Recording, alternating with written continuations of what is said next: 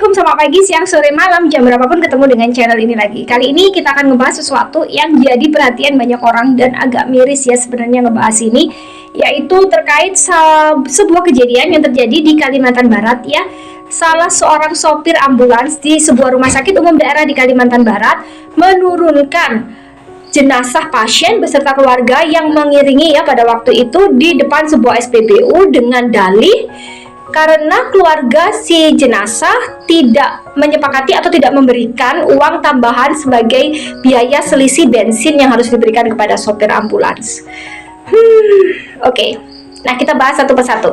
Yang akan kita bahas adalah klarifikasi yang disampaikan oleh si sopir ambulans yang kemudian kita bisa lihat di beberapa media baik online maupun mainstream ya.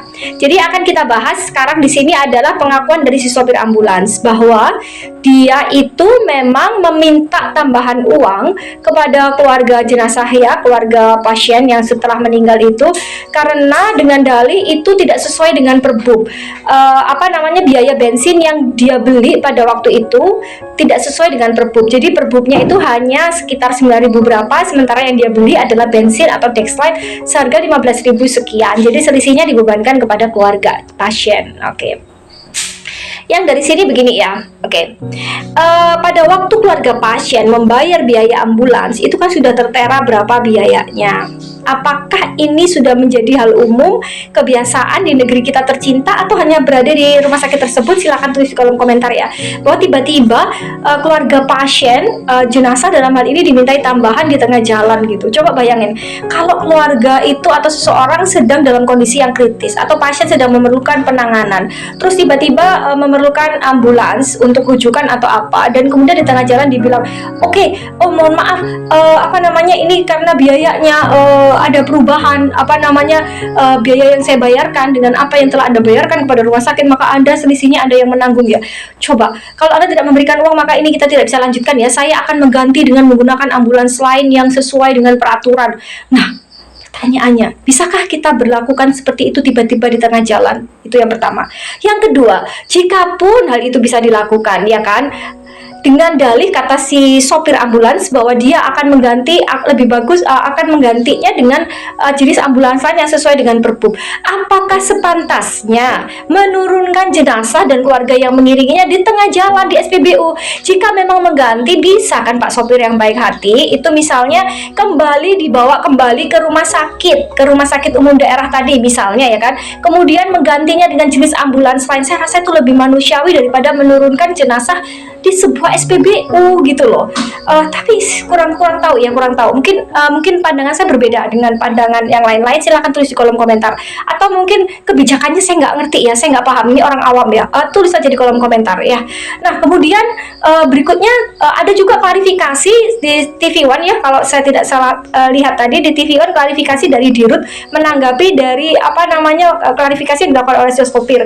Beliau memang mengatakan bahwa iya, di rumah sakit tersebut memang ada jenis ambulans yang seharusnya yang menggunakan jenis BBM berbeda atau Dexline ya, lebih tinggi daripada yang di Perbup, tetapi penggunaannya harus seizin direktur pertama, terus kemudian itu selisih biayanya dibebankan kepada rumah sakit.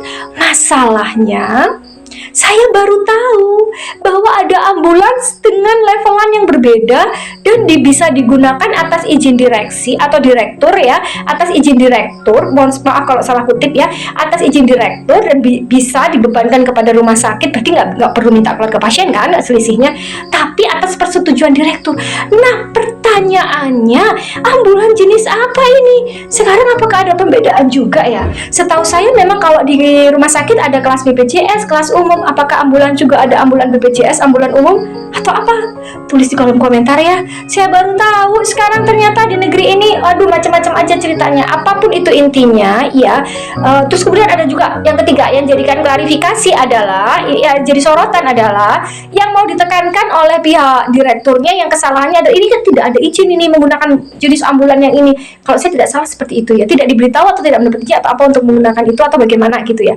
Tetapi pertanyaannya, tunggu dulu. Kita itu kembali berkacanya begini loh, maksudnya ini kita udah nggak usah, kita nggak bahas dulu masalah ini tuh penggunaan ambulannya harus mendapatkan izin dari direktur bla bla bla bla bla, bukannya itu, tapi sikap seharusnya bagaimana? Apakah sepatutnya, apalagi seorang PNS, pegawai negeri sipil ya ini ya, yang dibayar dengan menggunakan pajak dan pendapatan dari rakyat, dan ketika rakyat kecil membutuhkan, dengan dalih apapun itu, terutama untuk mengangkut jenazah, diturunkan di sebuah SPBU di tengah jalan dengan alasan apapun, itu layakkah secara kemanusiaan ini? Pertanyaan saya ada dua, jadi kayak bingung gitu ya sebagai orang awam nih ya. Pertama, loh kok tidak ada rasa manusiawinya gitu loh. Jikapun ingin menurunkan atau mengganti kendaraan misalnya, bawa kembali dulu ke tempat asal. Jadi tahu ada proses di situ, bukan di tengah jalan. Gue kan jadi bingung gitu ya. Yang kedua adalah, kok bisa ada ambulan dengan jenis yang berbeda dan peruntukannya berbeda dan tidak perlu narik ke pasien selama atas persetujuan direktur?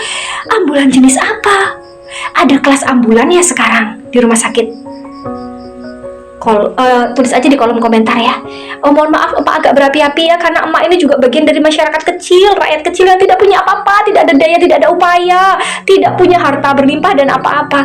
Kalau itu terjadi pada kita, bagaimana? Naudzubillah min dzalik. Makanya yuk kita bangkitkan semangat kemanusiaan kita dimanapun kita berada ya. Empati kita harus semakin kita berbesar sebagai bangsa Indonesia. Jangan lupa kok follow dan like, comment dan subscribe ya. Kok follow like, comment dan subscribe maksudnya. Oke, bye bye. Assalamualaikum. Kita akan bahas hal-hal yang lain. Yuk kembali jadi manusia Indonesia yang memiliki rasa empati dan manusiawi.